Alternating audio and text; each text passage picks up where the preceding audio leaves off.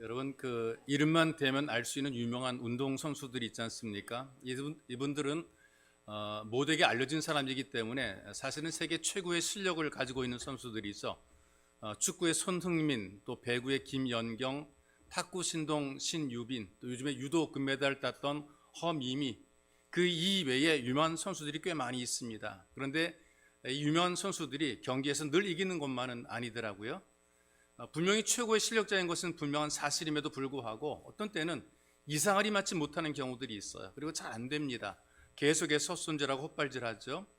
사람들이 그런 모습을 보면서 눈이 삐었냐 비난합니다. 돈이 아깝다 이렇게 비난하기도 하고요.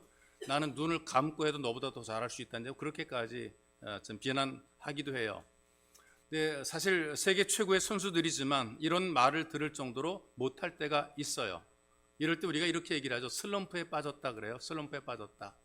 그러니까 운동선수들이 어떤 이유나 원인에 의해서 슬럼프에 빠지는 경우들이 있습니다. 그래서 기록도 떨어지게 되고 기술도 떨어지게 되고 침체가 되고 시들해지고 의욕도 떨어져서 운동하기 싫어지게 되고, 그래서 때론 은퇴하기도 하고 고비를 넘기게 되면은 또다시 빛을 발하기도 하고, 운동선수들에게만 이런 슬럼프가 있는 것이 아니라 일반 사람들에게도 이런 슬럼프가 찾아옵니다. 우리는 이렇게 얘기를 하죠. 권태라 이렇게 얘기를 합니다. 권태기 이렇게 얘기를 한다는 말이죠. 사는 즐거움 별로 없고요. 의욕도 없고요.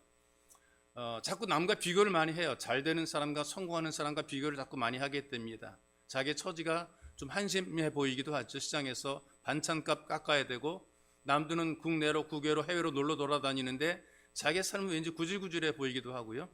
집 안을 집구석처럼 생각을 합니다. 애정도 시들게 되고요. 그리고 모든 관심이 사라지게 되고요. 모든 일의 만사가 귀찮아지게 돼요. 이럴 때 우리가 흔히 권태기라 얘기를 하게 됩니다. 관계 속에서의 권태기뿐 아니라 개인의 생활 속에서도 이런 권태를 느낄 때가 있다는 얘기입니다. 이게 신앙생활도 함께 연결이 된단 말이죠. 신앙생활 속에서도 슬럼프나 권태 같은 그런 증상이 나타나는 경우들이 있어요. 처음에 주의 은혜를 받을 때 우리가 어떤 마음입니까? 내가 주인 삼은 모든 것 다 내려놓고 내가 사랑하는 모든 것 내려놓고 나 주님만 사랑해라고 노래를 부른단 말이죠. 근데 다 식어져 버리게 되고 형식적인 예배자로 자리만 지키는 거죠. 이런 현상을 우리는 영적 침체라 이렇게 얘기를 하게 됩니다. 영적 침체에 빠지게 되면 누구든지 확신도 흔들리게 되고요. 적극적이던 사람, 열심히 했던 사람들이 그 열심이 식어지고 헌신이 식어지게 됩니다.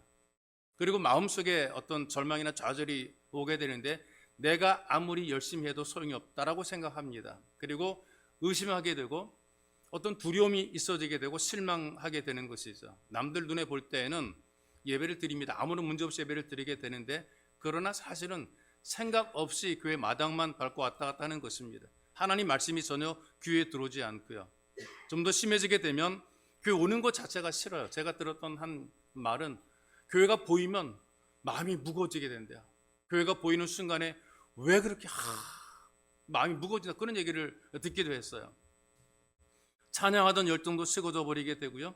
기도도 안 나오게 되고요. 그리고 모든 말들, 하나님 메시지도 귀에 들어오지 않을 뿐들 아니라 모든 아무리 좋은 말을 해도 그 모든 좋은 소리가 다 잔소리로 들리게 되는 거죠. 중증의 증상이 나타나게 되는 겁니다. 그래서 여러분들의 신앙을 무너뜨리는 것은 눈에 보이는 것이 전부가 아니고요. 보이지 않는 자기의 마음을 관리하지 못하게 되면 이렇게 순식간에 무너지는 경우들이 있습니다. 환경이 조건이 나쁠 때는 불평하면서 무너지게 되고 좋을 때는 즐기느라고 무너지게 되어 있습니다. 그래서 환경과 조건이 나빠지는 것보다 더욱더 문제가 심각한 것은 마음이 나빠지는 거예요.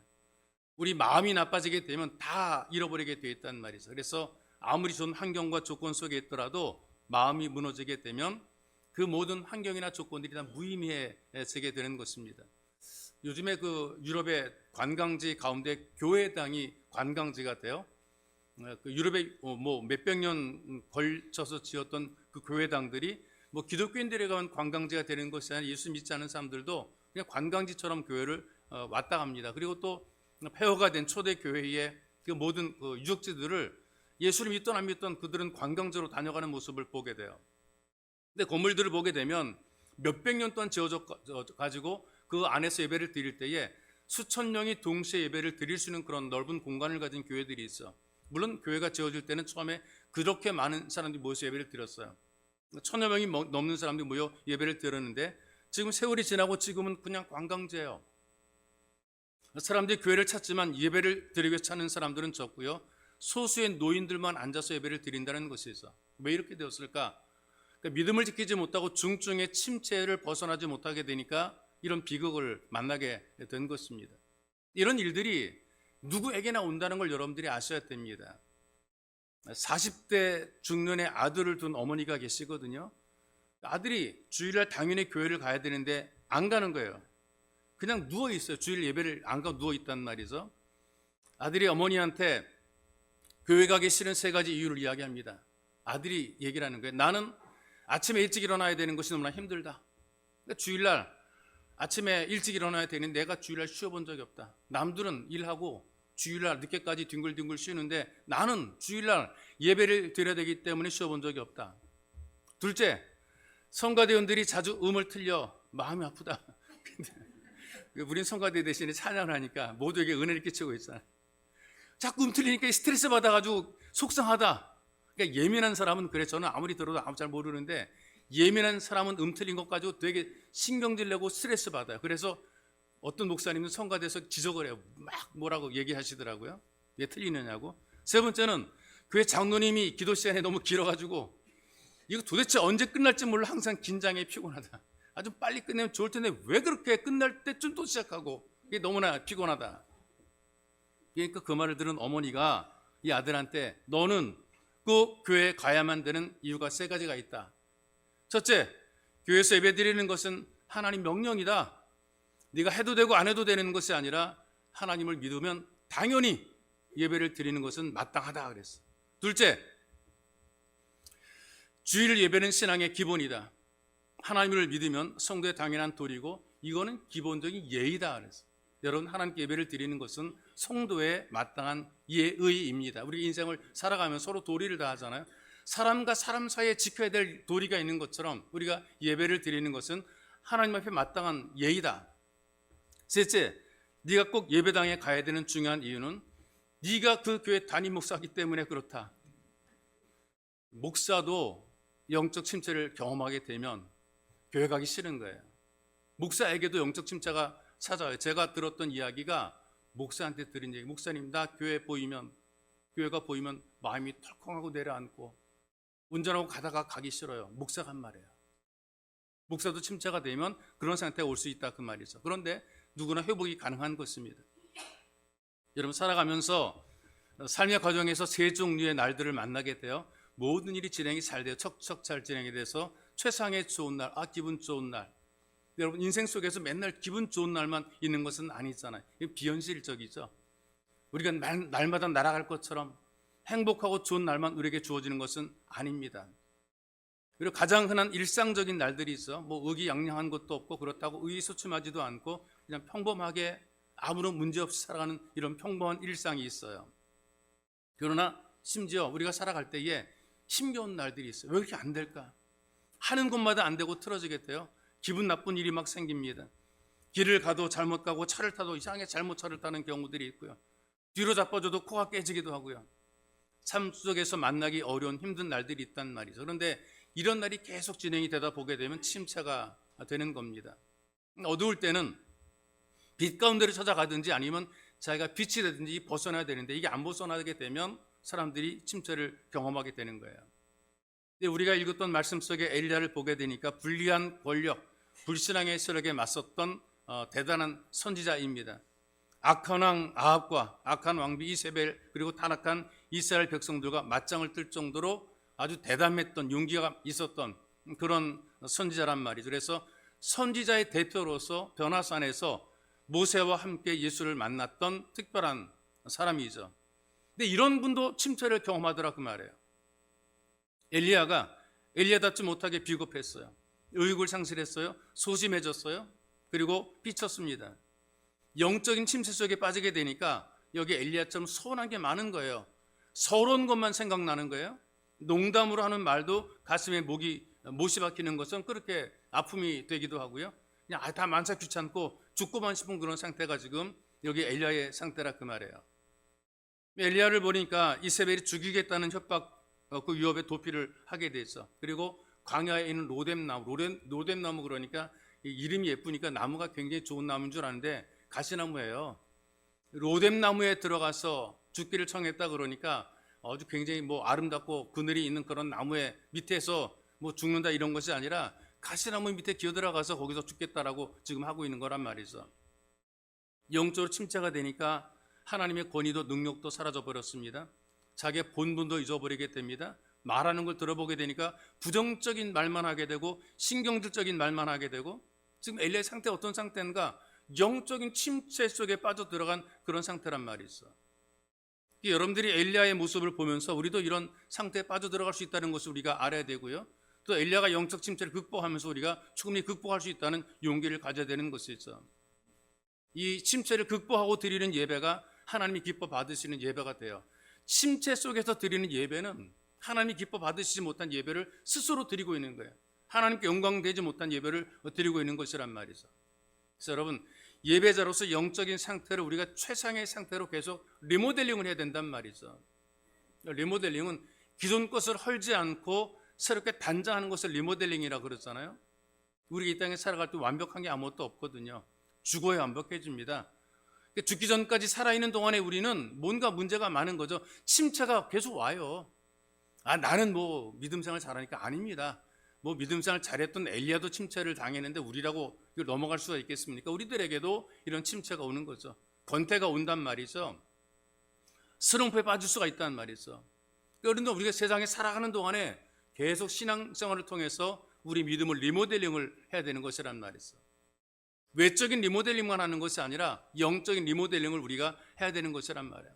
늘어진 피부를 관리하는 것도 중요합니다. 머리 염색하는 것도 중요하고요. 새로운 인물로 만들어가는 것도 중요한데, 근데 중요한 것은 영적인 리모델링도 필요한 것이라. 영적 리모델링. 우리가 확실하게 영적으로 리모델링 되게 되면 사람들이 잘 몰라보는 경우들이 있어요. 어머 하고 놀란단 말이죠. 진짜 예수 믿나 보다. 여태까지 믿은 것은 얼렁설렁 예수 믿었었는데 이 진짜 예수 믿는가 보다 놀라는 경우들이 있단 말이에요. 예전엔 짝퉁이고 지금은 진품이 되는 것이란 말이죠. 그래서 여러분, 우리가 습관처럼 오래되고 습관에 젖어버린 상태를 우리가 리모델링 해야 되는 거예요. 새롭게 하나님 앞에 우리 마음이 신선해질 수 있도록, 생각이 신선해질 수 있도록 예배가 회복이 되고 은혜가 회복이 되고, 그러려면 여러분들이 내 자신의 상태를 진단해야 되고 나를 깨달아야 되는 것이란 말이죠. 영적인 침체가 되게 되면 무기력해지게 돼. 무기력한 상태가 되게 돼. 아무것도 하기 싫어지게 돼 있어. 귀찮아지게 되는 거예요. 엘리야가 원래 열정이 있잖아요. 뜨거운 사람이란 말이죠. 불신앙과 맞짱 뜨고 열정을 냈던 사람인데요. 우상 숭배자를 제거하는 것도 혼자서 850명을 상대할 정도로 대단했단 말이에요. 자, 이렇게 일을 많이 했으면 이스라엘 땅에서 우상 숭배자들이 사라지게 되고, 그 다음에 악한 왕 아합과 이세벨은 회개하게 되고 많은 사람이 하나님께로 돌아올 것으로 기대를 합니다. 왜? 이만큼 했으니까. 내가 이만큼 했는데 이 정도 했으면 이제 뭔가 어떤 변화가 나타날 것이라는 기대를 하게 되죠. 여러분, 이런 기도 누구나 다, 기대는 누구나 다 할 수 있단 말이죠. 예를 들면 어떤 일 할 때에 내가 수고한 것만큼 열매가 있기를 기대하는 것은 당연하잖아요. 내가 이만큼 고생했으니까, 이만큼 시간을 들였으니까, 이만큼 노력했으니까 내가 좀 뭔가 나도 좀 얻는 게 좀 있어야지. 내가 기도를 많이 했으니까 기도 응답에 대한 기대가 있단 말이죠. 그 누군가에게 호의를 베푸신 분들이 있을 겁니다. 그럼 친절로 우리가 보답받을 것에 대한 기대를 하는 사람들이 있어요. 열심히 일하게 되면 열심히 일한 만큼 내가 수익을 얻어야 된다는 기대를 가지고 있단 말이죠. 그런데 헌신하고 수고해도 현실적으로 아무것도 나아지는 것도 없고 좋아지는 것도 없고 기대했던 것들이 오히려 무너지는 허무감을 경험을 하게 되는 거예요. 이게 바로 지금 엘리야의 상태가 되는 거란 말이죠. 하나님 모욕하고 이스라엘 백성 미혹하는 바알과 아세라 선지자 850명을 제거했어요. 이 정도 됐으면 이제 이스라엘 땅에서 우상 숭배가 제거되고 하나님 신앙이 회복될 것으로 기대했단 말이에요. 그런데 아니에요. 오히려 이세벨의 기세가 더 등등합니다. 우상 숭배자들의 기세가 등등하죠. 더 강력해져 가지고 자기를 죽이겠다고 협박하는 거란 말이죠. 그러니 아무리 이렇게 열심히 일해도 또 나은 것도 없고 보람도 없고 기대도 무너지게 되고, 내가 예수 이 정도 믿었으면, 이 정도 믿고 내가 주님의 일을 했으면 좀 뭔가 좀 보이고 잡혀야 되는데 아무것도 없어. 휘두러 봐도 걸리는 것도 없고 떨어지는 것도 없고 내 생각엔 엄청 많이 한 것 같은데 아무런 결과 없어. 그러면 힘 빠지게 되잖아요. 이때 침체 속에 빠져 들어가게 되는 것이란 말이죠. 열심히 일한 당신 떠나라 그러는데 진짜 떠나고 싶은 이유가 뭐냐 하면 이렇게 열심히 일해도 거둬주는 게 아무것도 없으니까 떠나고 싶은 거죠. 허무해져서 침체에 빠져서 일하기도 싫어지게 되고 떠나고 싶은 거란 말이에요. 그래서 이 엘리야가 이세벨의 유업에 그 영향력이 미치지 못하는 다른 그 형제국 유다의 브엘세바라는 곳으로 도망을 가게 됩니다. 그리고 거기에서 죽기를 기다리는 것이죠. 하나님을 바라봐야 될 시선이 잘못 바라보게 되면, 환경이나 조건을 바라보게 되면 침체에 빠지고 무기력해지게 되는 거예요. 우리가 늘 하나님을 바라봐야 되는데 하나님이 안 보이고 환경이 보이고 조건이 보이고 내가 보이게 되면 우리가 침체에 빠지기 쉬운 거란 말이죠. 처음에는 누구나 다 일할 때 하나님 바라보고 일하는데 시간이 지나게 되면 현실을 보게 되고 문제를 보게 되고 환경을 보게 돼요. 그러다 보게 되니까 마음이 무너지게 되는 겁니다. 물 위를 걸었던 베드로를 여러분 한번 상상해 보세요. 이 베드로가 물 위를 걸었을 때는 예수님만 바라봤기 때문에 풍랑과 파도 치는 물 위를 걸어가요? 그럼 베드로가 처음에는 이런 풍랑과 파도가 없을 때 물 위를 걸는 거 아닙니다. 원래부터 배가 뒤집어질 만큼 풍랑이 일었었고 파도가 있었단 말이죠. 원래 그런 물 위를 이 베드로가 걸어가요. 왜? 예수님 보고 걸어가는 거예요. 그런데 예수님이 아닌 지금 당장의 환경을 바라보는 순간에 두려움이 생기게 되고 이러다 죽겠다 싶으니까 물속에 빠져버리는 거죠. 믿음도 같이 빠져버리는 거예요. 지나치게 현실적으로 살아가는 사람, 너무 현실만 생각하는 사람들은 그만큼 빨리 또 깊이 침체에 빠지게 돼 있습니다. 눈앞의 현실이 전부가 아니거든요. 여러분, 눈앞에 있는 모든 것이 다가 아닌데 앞으로 더 힘든 일을 만날 수 있기도 하고 얼마든지 좋은 날이 주어지기도 하는데, 근데 이 현실만 바라보게 되면 침체에 빠지게 돼 있어요. 여러분, 어려움 속에서도 하나님은, 잘 되든 잘못되든 하나님은 나를 책임지는 아버지라, 이 사실을 믿을 때 우리가 담대해지게 되는 것이지, 이 하나님을 바라보지 못하게 되면 우리가 침체 속에 빠져들어가게 되어 있습니다. 엘리야가 무기력하게 침체에 빠진 것은 너무나 지나치게 자기 중심적으로만 생각한 거예요. 이런 내용입니다. 다른 사람 다 대충대충 믿는 것 같다. 뭐 별로 일도 열심히 하지 않은 것 같고 나만 수고하고 나만 고생하는 것 아니냐, 나만 혼자 남지 않았는가, 이런 거란 말이죠. 남들 보니까 열심히 안 합디다, 남들 보니까 대충 합디다, 기도도 열심히 안 합디다, 나는 열심히 기도하고 나는 열심히 봉사하고 충성했는데 이게 뭡니까, 이런 거예요. 남들은 안 하는데 나만 합니다. 이게 침체에 빠지게 되는 거죠. 다 버리고 갔어도 나만 남았습니다. 이게 침체에 빠지게 되는 거란 말이죠. 어떤 교만함일 수 있습니다. 여러분 가운데 나는 겸손하다라고 얘기를 하는데 하나님을 자기 생각의 울타리 속에 가두게 되는 것은 교만한 겁니다. 하나님이 이 정도 해줘야 되고 하나님 이만큼 해야 되고 그건 아니란 말이죠. 하나님 마음을 여러분들 마음속에 가둬버리는 것은 이건 오히려 잘못된 거, 하나님 이용하게 되는 거죠. 자기 현실이라든가 자기 입장에서 하나님 자꾸 평가하려고 그래요. 하나님 이만큼 해야 되고 하나님 이만큼 나를 챙겨줘야 되고, 그건 내 생각이죠. 이런 마음을 갖게 되면 침체에 빠지기 쉬운 것이란 말이죠. 그래서 열심을 가진 사람에게 나타내는 영적인 부작용이 뭐냐, 열심히 해도 별로 나아지는 것이 없다. 그러면 침체에 빠지게 되는 거예요. 대부분의 사람들이 자기 현실 또 자기 입장에서만 생각을 하니까 만사가 다 주변이 전부 다 남들은 좋아 보이고 자기만 나쁘다고 보게 돼요. 그러다 보니까 지치게 되죠. 자기는 한심해 보이게 되고 만족이 없어지게 되고, 그 다음에 마음대로 사람들이 부러워요. 예수 안 믿어도 잘 만드는 그런 사람들이 부럽단 말이죠. 그러면서 자기에 대해서는 부정적이 되는 거죠. 열심히 썼는데 자기를 부정적으로 바라보는 거죠. 이렇게 내가 열심히 예수 믿어서 얻은 게 뭐냐, 이런 생각을 갖게 되는 겁니다. 침체에 빠지게 되는 거죠. 이런 얘기를 들으셨나요? 나무꾼이 산에 나무하러 갔어요. 나무를 하다 칡농풀이 있길래 그 칡농풀을 치료과 붙잡았는데 하필은 잠자는 호랑이 꼴입니다. 깜짝 놀라가지고 이 나무꾼이 엄격결에 나무 위로 올라갔는데 호랑이 나무를 흔들어대는 바람에 손을 놓았고 나무에 떨어졌어요. 그런데 떨어진 자리가 어디냐면은 호랑이 등에 떨어지고 말았어요. 호랑이 등에 떨어진 거 호랑이 너무나 놀라가지고 이제 자기 몸을 벌떡 일으켰단 말이죠. 그러니까 이 나무꾼이 떨어지면 잡혀 먹으니까 안 잡혀 먹으려고 호랑이를 부둥켜 안고 안간힘을 쓰는 거죠. 그러니까 이 호랑이는 나무꾼을 떨어뜨리려고 산길을 내달립니다. 그러니까 떨어지면 죽을 것 같으니까 이 나무꾼은 호랑이 귀때기를 붙잡았어요. 짜증난 호랑이는 그냥 나무꾼을 태우고 냅다 산길을 막 달리는 거예요. 근데 그때 과거에 급제한 젊은 선비가 딸랑딸랑 조랑말 타고 그 산길을 가는데 호랑이를 타고 번개같이 달리는 이 청년을 바라본 거예요. 그러니까 이 사람이 마음속에 낙심이 돼요. 아니, 나는 수십 년 공부하고 과거에 급제에서도 결국 이 조랑말 타고 가는데 어떤 놈은 팔자가 좋아서 호랑이를 타고 다니니 기분 째지겠다. 그 사람을 보라고 자기는 되게 한심해 보이는 거예요. 과거에 급제했다고 좋아서 오다가 기분이 완전히 무너졌어요. 그리고 농부가 밭에서 일하다가 조랑말 타고 오는 선비를 보고 탄식합니다. 조랑말 타고 온 선비를 보고 탄식합니다. 나는 평생 땀 흘려 일해도 사는 게 이 꼬라진데 아이고 어떤 놈 부모를 잘못 낳아서 조랑말 타고 신선도름 하는구나. 에이, 이란 맛 안 난다 그러고 농기구를 던져버렸어요. 근데 그 모습 본 이 호랑이 탄 사람이, 나무꾼이 밭에서 일하는 농부가 부러운 거예요. 아, 저 농부는 일하다가 저렇게 편히 쉬는데 나 완전히 잘못 걸려서 호랑이 등 탔으니 내가 환장하겠구나. 사람들이 자기 현실만 보고 자기 생각만 하게 되면 삶마다 없어지게 되거든요. 나는 왜 꼬라질까 이런 생각하거든요. 일할 기분도 사라지게 되고 사는 즐거움도 사라지게 되는 겁니다. 여러분, 우리가 이 땅에 살면서 하나님의 자녀가 되고 구원받은 것, 이것이 감사 감격인데 이게 사라지게 되면 예수 믿는 낙을 잃어버리게 되는 거예요. 교회 오는 것이나 예배를 드리는 것이나 기도하는 것이나 의미가 없어지게 되는 거죠.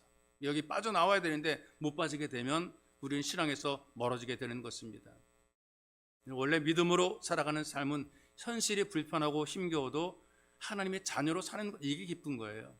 내가 하나님의 자녀야. 누가 뭐래도 나는 하나님의 자녀야. 이 영적인 자부심이거든요. 이것이 우리로 하여금 살만 나게 하고 우리를 활력있게 만드는 거예요. 환경이 아무리 어려워도 내가 실패를 10번 100번 해도 그래도 나는 하나님의 자녀야. 이런 자부심, 이런 마음이 있어야 되는 거란 말이죠. 가진 것 쥐뿔 없어도 나는 하나님의 자녀야. 난 하나님을 아버지라 불러. 내가 없을 때 하나님 앞에 나는 요청할 수 있어. 이런 마음을 가지고 살 때 우리가 행복하게 살아가는 것이란 말이에요. 우리가 살아가면서 하나님이 살아계신 것을 믿고 천국과 지옥을 믿기 때문에 세상이 부럽지 않은 것 아니겠어요? 하나님만 바라볼 때 우리가 이렇게 살아갑니다. 그런데 침체되게 되면 하나님은 안 보이고 문제만 보이는 거예요. 그 무기력해지게 되고 영적인 권위도 자신감도 사라지게 되어 있습니다. 그러나 하나님께서는 감사하게 예배의 자리를 통해서 우리로 하여금 회복시켜 주십니다. 예배를 통해서, 예배 자리에서 하나님을 바라보도록 우리를 이끌어 가시는 거란 말이죠. 세상 바라보고 살다가, 환경 바라보고 살다가, 조건 바라보고 살다가 낙심한 사람, 절망한 사람, 침체된 사람들이 예배 자리에서 말씀을 듣고 하나님 바라보라. 그래서 회복이 되라고 부르시는 자리가 바로 예배 자리가 되는 것입니다. 예배 자리에서 회복의 은혜가 누려주시기를 주님의 이름으로 축복합니다. 또 영적인 침체는 할 일이 없는 삶을 만들어 버립니다. 뭔가 할 일이 있다, 내가 할 일이 있다 생각하는 사람 침체에서 벗어나게 돼 있어. 난 아직 할 일이 있어.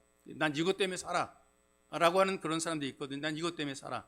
어떤 삶의 목적이나 이유가 있게 되면 침체에 빠졌다 할지라도 일어설 수가 있고 살아갈 수가 있어. 그런데 나는 할 일이 없어.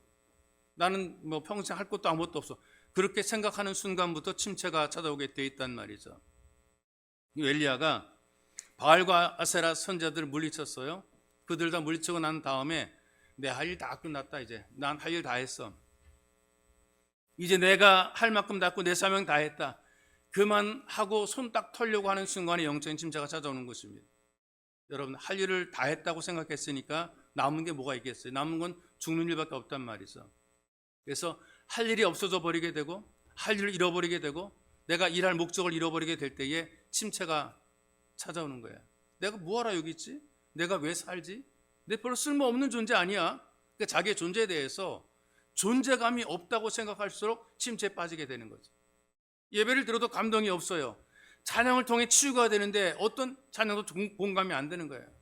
예배당 바닥만 밟고 왔다 갔다 다니니까 맥 빠진 신앙생활이 되는 거죠. 그러니까 침체가 되면 할 일도 없고 할 일이 있어도 하고 싶지도 않고 할 일도 안 보이게 돼요. 그런데 침체를 벗어나는 순간에 할 일이 보입니다. 어떤 일이든 하고 싶어지게 됩니다. 하루 일상을 살아가는 이 삶 속에서도 감사할 일이 생기고 기뻐할 일이 생기는 거죠. 그 성공 세미나라고 하는 그런 세미나들이 있어요. 왜냐하면 침체가 되니까 열심 좀 내라고 이제 다양한 세미나들이 열리게 되는데 강사들이 있어요. 요즘에도 우리나라에 여러 강사들이 유명한 강사들이 많이 있더라고요. 사람들 붙돋아주고 격려해주는 위로해주는 이제 그런 강사들이 있는데 강사가 물어요. 발명 에디슨은 실패를 많이 했습니다. 그러나 포기했습니까? 수강생들이 아니요 대답해요. 비행기를 처음 만든 라이트 형제도 실패를 했습니다. 라이트 형제가 포기했습니까? 근데 사람들이 아니요 그랬어요. 강사 또 물어봐요. 그럼 메키스트가 포기했을까요? 사람들이 대답을 못해요. 메키스트가 누군지 모르는 거예요. 그래서 물어봤어요. 강사님, 메키스트가 누굽니까? 그랬더니 강사 이렇게 대답해요. 메키스트는 포기한 사람입니다. 역사는 포기한 사람을 기억하지 않습니다. 여러분, 우리가 포기만 하지 않으면 어떤 역사를 이룰 수 있고 포기만 하지 않으면 역할을 감당할 수가 있는데 포기하게 되면 그 순간에 우리는 침체 속에 빠져들어가는 거죠. 제가 얘기했잖아요. 예수 믿는 사람들도 그리고 유명한 믿음의 사람도 엘리야도 침체를 경험한다고요. 그러나 절대 포기하지 않는 사람은 다시 일어서게 되는 것이죠.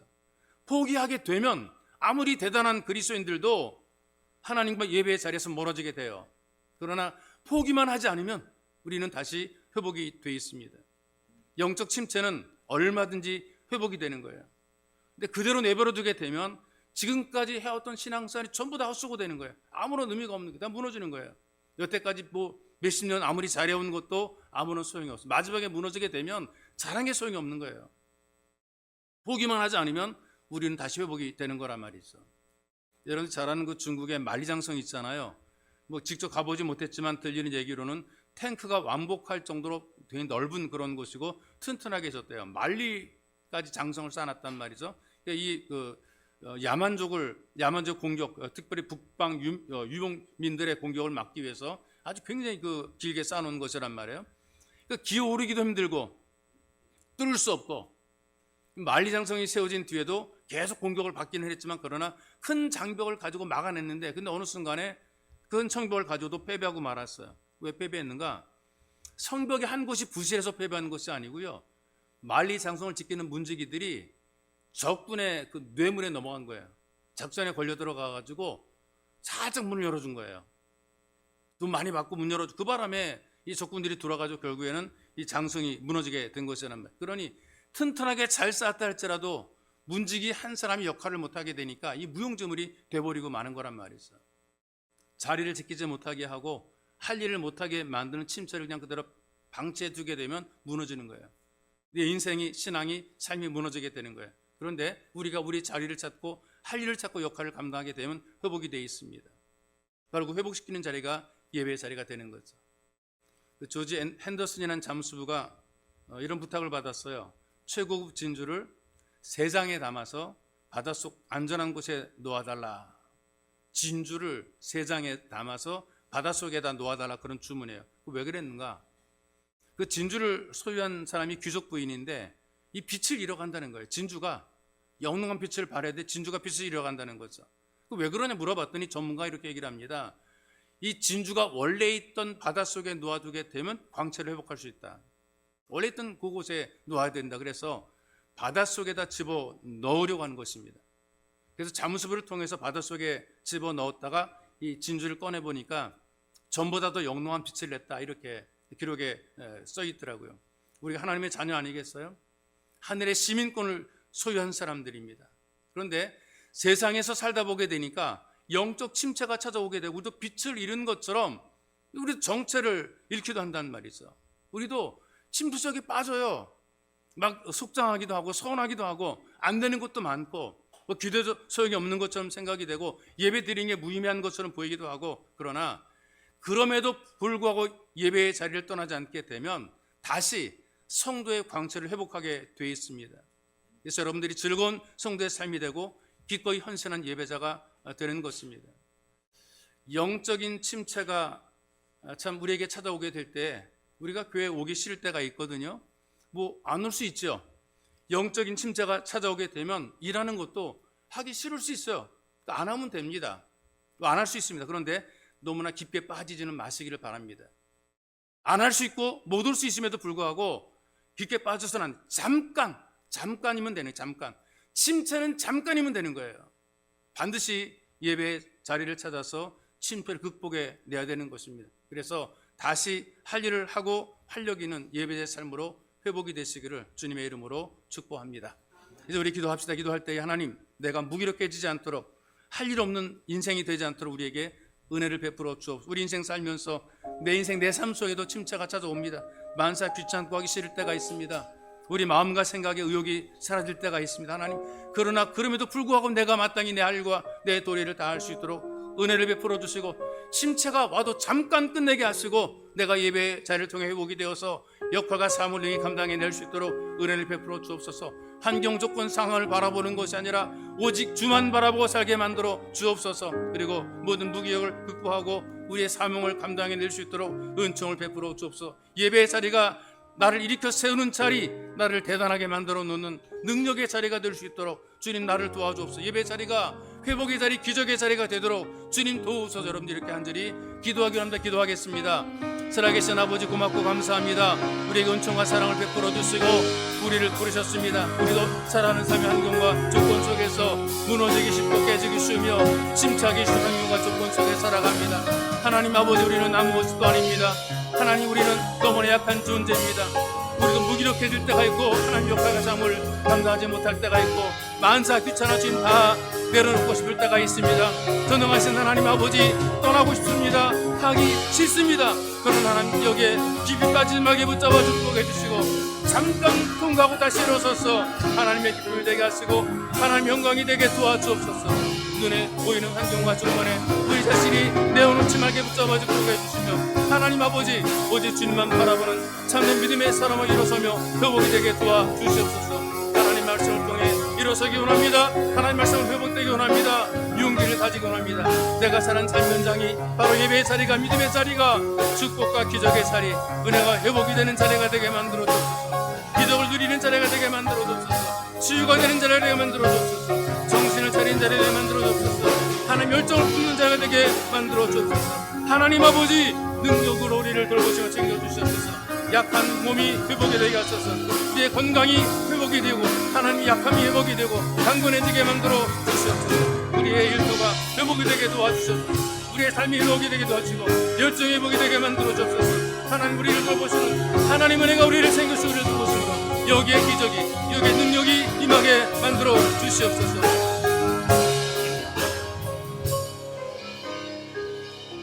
살아계신 아버지 하나님, 우리를 돌보시니 고맙습니다. 우리는 삶 현장 속에 침체를 경험합니다. 만사 귀찮고 하기 싫으며 하나님, 모든 것 손 떼고 싶고 주님 마음이 무너질 때가 많이 있으며 하나님 아버지, 주님께서 준 사명도 때로 높을 때가 있습니다. 그러나 그러하신 주님, 예배의 자리를 통해 우리를 다시 붙잡으시니, 우리를 세우시니 예배의 자리를 통해 회복이 되게 만들어 주시고 용기 얻도록 붙잡아 주고 하시며 다시 한번 기도와 찬양하며 말씀을 드리며 우리 심령이 회복이 되어 충성된 하나님의 사람, 마땅히 할 일과 역할 삶을 감당하는 복된 사람이 되게 만들어 주옵소서. 예배의 자리 속에 하나님의 기적이 임하기 원합니다. 능력이 임하기 원합니다. 약한 자에게 치유가 임하게 붙잡아 축복하시고 무너진 마음 다시 한번 회복시키시며 건강하게 되도록 주님께서 은혜를 베풀어 주시고 우리의 일터도 우리의 사업도 주님 다 회복이 되고 하나님 은혜를 누리며 복되게 살아갈 수 있도록 은총을 덧입혀 주옵소서. 예배가 우리를 일으켜 세우며 힘을 얻게 만들어주는 복된 예배의 자리가 되게 만들어 주시고 침체가 왔더라도 능히 극복해낼 수 있는 하나님 복 있는 예배자가 될 수 있도록 성령께서 우리를 인도해 주옵소서. 참으로 보배로 우신 예수님의 이름으로 기도하옵나이다. 아멘.